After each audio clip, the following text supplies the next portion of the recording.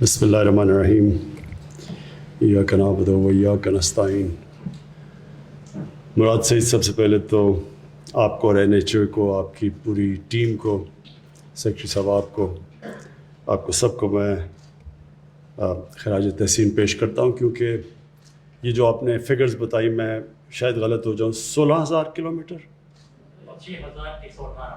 16,000 اور 6,118. 2,000 اور 6,118، 300 گنا زیادہ. ہاں، تو یہ جو آپ نے جو حکومت اپنے آپ کو کہتی تھی کہ وہ سڑکیں بنا رہی ہے، تو اس سے آپ نے یہ ثابت کیا کہ اور بھی بہت کام کر سکتے ہیں سڑکوں بنانے کے علاوہ، لیکن سڑکیں بھی ہم نے 3 گنا زیادہ بنائی ہیں.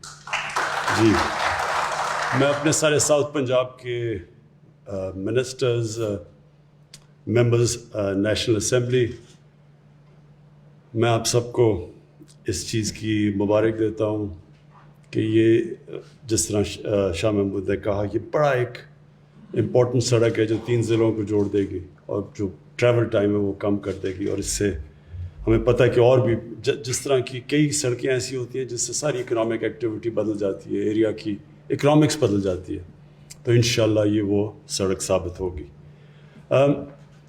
میں صرف اس اوکیزن پہ جو امپورٹنٹ بات کرنا چاہتا ہوں وہ یہ ہے کہ جب ہم آئے، جیسی تحریک انصاف کی گورنمنٹ آئی، تو میرے خیال میں پہلے ہفتے میں شروع ہو گیا تھا کہ جی کدھر ہے نیا پاکستان، اور پہلے ہفتے میں شروع ہو گیا کہ گورنمنٹ فیل ہو گئی. تو ہم نے بڑی صبر سے یہ 2.5 سال سے تھوڑا اوپر، ابھی 3 سال نہیں ہوئے، تو 2.5 سال بڑے صبر سے گزارے. بڑی میڈیا میں تنقید ہوئی، اور اپوزیشن تو خیر مجھے پتا تھا انہوں نے تنقید کرنی ہے جب تک این آر او نہیں ملنا، تو وہ تنقید ہوتی گئی کہ جی پاکستان تباہ ہو گیا. اور پھر ابھی بھی کل ان ساروں نے مل کے کوئی ڈرامہ کیا کہ پاکستان بربادی کی طرف چلا گیا. اور ہم میرے اپنے لوگوں کو بھی یہ بڑا مشکل وقت سے گزرنا پڑا، کیونکہ ہمیں مسلسل ہر روز تنقید سننی پڑی، اور لوگوں کو بھی اس طرح میڈیا نے ایک تاثر دیا کہ ایک دم ایک بٹن آن کرتے ہیں اور نیا پاکستان بن جاتا ہے. اور یہ ایک ملک کے لیے بھی، عوام کے لیے بھی، اور میری اپنی ٹیم کے لیے بھی یہ بڑی ایک بڑا زبردست سبق آپ سب کے لیے. وہ یہ ہے کہ چینج جب آتا ہے ایک معاشرے کے اندر، جدوجہد سے چینج آتا ہے. کبھی بھی کوئی معاشرہ ایک سٹرگل کے بغیر چینج نہیں ہوتا. کوئی بھی چیز دنیا کی تاریخ اٹھا کے دیکھ لیں، اگر آپ سٹیٹس کو بدلنا چاہتے ہیں، سٹیٹس کو کا مطلب یہ ہے کہ ایک وہ نظام جس میں لوگوں نے اپنے پنجے گاڑ لیے ہیں جو کہ اس نظام سے فائدہ اٹھا رہے ہیں، اگر آپ اس کو چینج کرنا چاہتے ہیں تو وہ جو لوگ ہیں جس کو سٹیٹس کو کہتے ہیں، جو ایک نظام کے بینیفیشریز ہیں، وہ کبھی بھی جد و جہد کے بغیر چینج نہیں آتا. یہ بالکل ایسے ہے کہ ایک آپ نے اپنے آپ کو آزاد کرنا ہے، مثلا انگریزوں سے آزادی لینی ہے، تو اس کی ایک بڑی طویل جد و جہد تھی، اس کے بعد آزادی ملی تھی. آزادی کی وہ تو 1857 کے اندر، 1857 میں ایک کوشش، بڑی قربانیاں دے کے لوگوں نے کوشش کی، اور وہ فیل ہو گئی آزادی کی جانب. لیکن تب سے 1947 تک وہ مسلسل جد و جہد چلتی رہی، اس میں اونچ نیچ آتی رہی. ہمارے جو عظیم لیڈر تھے قائد اعظم، ان کی آپ سٹرگل دیکھیں، کبھی وہ اوپر جاتے تھے، پھر وہ دل برداشتہ ہو کے انگلینڈ چلے گئے، پھر واپس آئے، پھر سٹرگل ہوئی. تو یہ جو آزادی کی سٹرگل ہے، چاہے آپ مافیا سے آزاد ہو رہے ہوں یا ایک کرپٹ نظام سے آزاد ہو رہے ہوں، یہ جد و جہد کا نام ہے. یہ کبھی بھی ایسے نہیں ہوتا کہ ایک دم آپ آزاد ہو جاتے ہیں. جو ابھی جس جگہ پاکستان کھڑا ہے، ایک بہت، میں سمجھتا ہوں کہ 1947 کے بعد یہ ایک بہت بڑی سٹرگل چل رہی ہے پاکستان کا نظام بدلنے کے لیے، مافیاز سے اپنے آپ کو آزاد کرنے کے لیے. ہر جگہ مافیاز بیٹھے ہوئے ہیں، ہر جگہ ان کی کوشش ہے کہ کسی طرح یہ گورنمنٹ فیل ہو تاکہ وہ پھر اسی طرح ایک کرپٹ نظام سے فائدہ اٹھاتے رہے. تو اپنی قوم کے لیے، اپنی ٹیم کے لیے یہ جو آج پاکستان سٹرگل کر رہا ہے یہ سب سے امپورٹنٹ سٹرگل ہے پاکستان کی فیوچر کے لیے, اپنے آنے والی جنریشنز کے لیے, ہماری نسلوں کے لیے بڑی امپورٹنٹ سٹرگل ہے. یہ سٹرگل ہے رول آف لا کی, قانون کی حکمرانی کی سٹرگل. یہ سب سے یہ جو قانون کی حکمرانی کی سٹرگل ہے, اس سے ہی ایک معاشرہ بدلتا ہے. جب یہ طاقتور کو قانون کے نیچے لے کے آتا ہے, وہ دنیا کی تاریخ اٹھا کے دیکھ لیں, وہ معاشرہ اوپر جاتا ہے.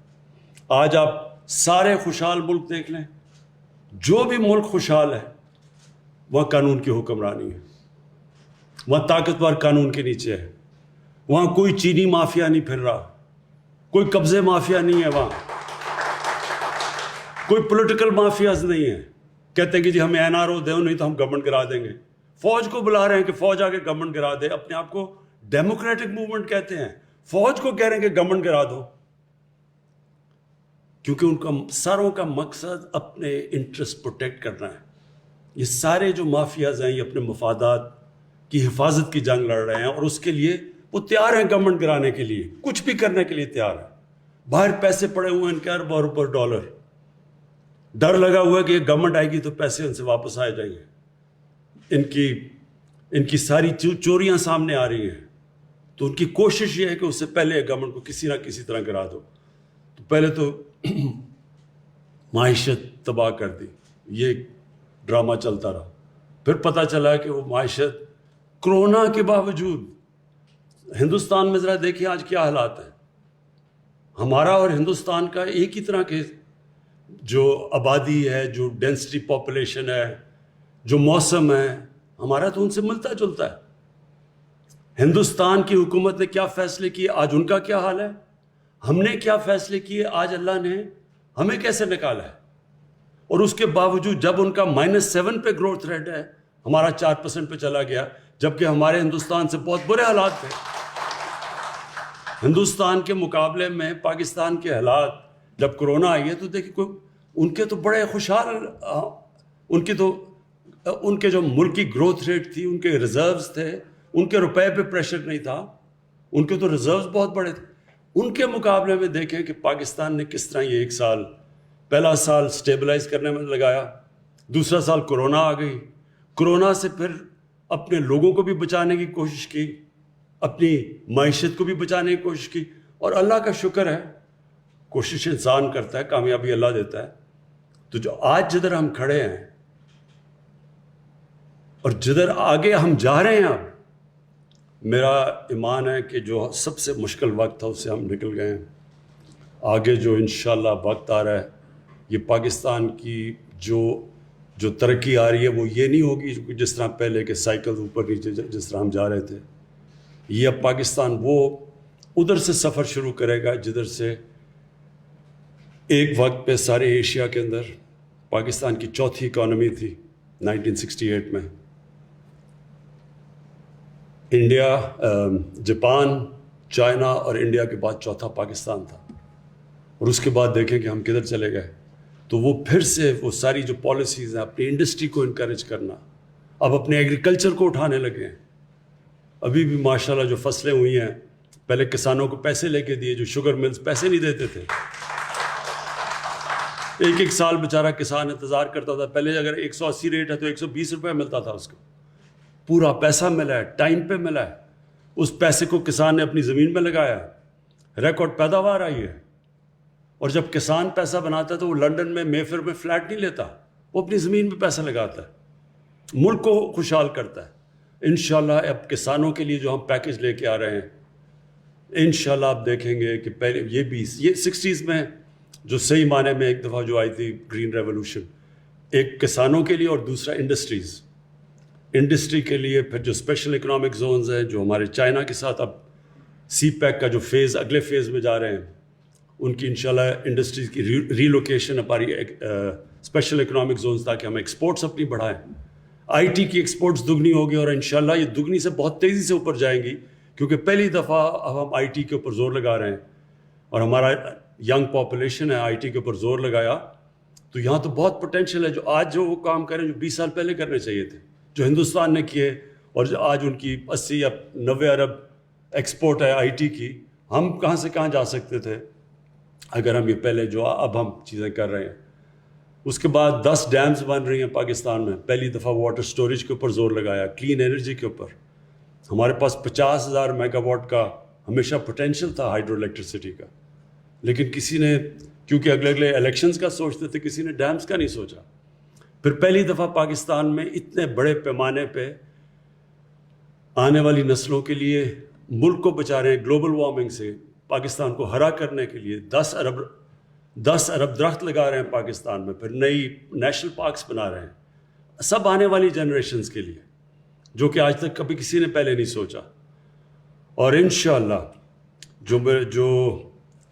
جو ابھی تک لوگوں کو اندازہ نہیں ہے کہ, اور جو میں کیونکہ میں سارے بچپن سے سارا پاکستان دیکھا ہوا ہے, جو ٹورزم میں پوٹینشیل ہے پاکستان میں, کسی کو اندازہ نہیں ہے. ہم نے کبھی سوچا ہی نہیں ٹورزم کا.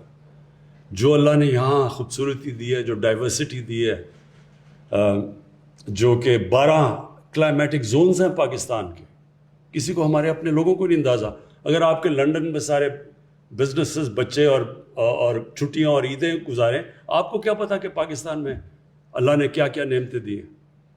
اور انشاءاللہ آپ دیکھیں گے کہ ٹورزم میں پچھلا سال یہ جو سب سے زیادہ متاثر ہوا وہ ٹورزم ہوا ہمارا. ساری دنیا میں ٹورزم کی انڈسٹری متاثر ہوئی کرونا کی وجہ سے.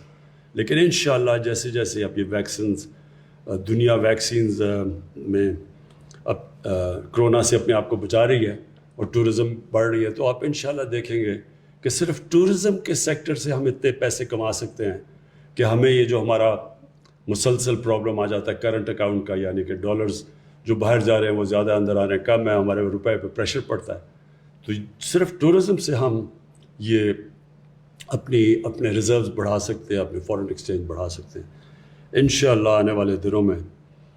جو میں اپنی صرف قوم کو آخری چیز یہ کہنا چاہتا ہوں کہ جو برا وقت ہے وہ نکل گیا, مشکل وقت سے ہم گزر رہے ہیں. انشاءاللہ اب گروتھ کا ٹائم ہے, اب اس کو اپنی اکانومی بڑھانے کا ٹائم ہے, دولت میں اضافہ کرنے کا ٹائم ہے, اپنے ملک کو, اپنے نوجوانوں کو نوکریاں دینے کا ٹائم ہے. ہمارے جو کنسٹرکشن انڈسٹری ہے پاکستان کی تاریخ میں سب سے زیادہ پہلی دفعہ جو انسینٹیوز دیے گئے وہ کنسٹرکشن کو دیے گئے ہیں. اور سیمنٹ سیلز پاکستان کی تاریخ میں کبھی بھی اتنی زیادہ سیمنٹ نہیں بکا جو اب بکا ہے, اس لیے کہ کنسٹرکشن ایکٹیویٹی بڑھ گئی. ابھی جو ہمارا اصل پروجیکٹ ہے وہ صحیح معنی میں ٹیک آف نہیں کیا, وہ افورڈیبل ہاؤسنگ یعنی نیا پاکستان ہاؤسنگ. اور اس کی وجہ یہ ہے کہ ہمارا جو بینکنگ انفراسٹرکچر تھا اس کو بھی عادت نہیں ہے چھوٹے لوگوں کو قرضے دینے کے لیے, گھروں کے لیے. اور ہمارے پاس 2 سال لگے, وہ جو ایک قانون ہے وہ جب تک وہ قانونی کئی سالوں سے پھنسا ہوا تھا, فورکلوجر لا, وہ تب تک بینک قرضے نہیں دیتے. تو وہ 2 سال 2.25 سال کے بعد وہ قانون ہم نے بینک عدالت سے کلیئر کروایا, اور تب سے اب ہم پورا زور لگا رہے ہیں. اور اب تک 60 ارب روپے کے بینکوں سے 60 ارب روپے کے قرضے کی ڈیمانڈ آ چکی ہے بینکوں میں, جو چھوٹے نئے پاکستان ہاؤسنگ میں یہ جو چھوٹے چھوٹے 5 مرلے کے گھر ہیں, یعنی کہ وہ لوگ جو آج تک سوچ بھی نہیں سکتے تھے کہ ان کا اپنا گھر ہوگا. تنخواہ دار طبقہ, یہ جو مزدور, جو گریڈ 4 پہ کام کرنے والے, سرکاری نوکر, جو پولیس والے, یہ کوئی بھی ویلڈر, میکینکس, یہ کبھی اپنا سوچ نہیں سکتے تھے کہ ان کے پاس اتنا پیسہ گیا گھر بنانے کا. لیکن یہ جو ہمارا نیا پروجیکٹ ہے کہ جو آپ کرایہ دے رہے ہیں, جو لوگ 15-20 ہزار کرایہ دیتے ہیں, وہی قسطوں میں چلا جائے گا اور گھر بھی اپنا بن جائے گا. یہ پہلی دفعہ پاکستان میں انشاءاللہ شروع ہو رہا ہے. اور یہ اب اس کے اوپر ہم اور بھی طریقے لے کے آ رہے ہیں. بینکوں کے علاوہ ایسے فائنانس ہاؤسز لے کے آ رہے ہیں, یہ شوکت ترین ابھی کرنے لگے ہیں, تاکہ وہ صرف اور صرف ان کا کام ہی ان بینکس کا ہاؤسنگ کے لیے قرضے دینے کے لیے. تو یہ بھی ایک, یہ جب ٹیک آف ہو جائے, یہ ایک اور چیز ہے جس سے سب سے زیادہ روزگار شہروں میں ملتا ہے جب کنسٹرکشن انڈسٹری چلتی ہے. کیونکہ کنسٹرکشن جب چلتی ہے تو 30 اور انڈسٹریز اس کے ساتھ جڑی ہوئی ہیں, تو سارا ایک پورا معیشت اٹھ جاتی ہے اس کی وجہ سے. تو انشاءاللہ آنے والے دنوں میں آپ سب دیکھیں گے کہ جو مشکل وقت میں لوگوں کو مشکلات کا سامنا کرنا پڑا, جو حالات مشکل تھے, بے روزگاری تھی, IMF کا بھی پروگرام تھا جس سے ٹائٹ کیا ہوا تھا انہوں نے, اس کے بعد کرونا بھی تھا. انشاءاللہ آنے والے دنوں میں اپنی قوم کو میں اور خوشخبری دیتا جاؤں گا. شکریہ.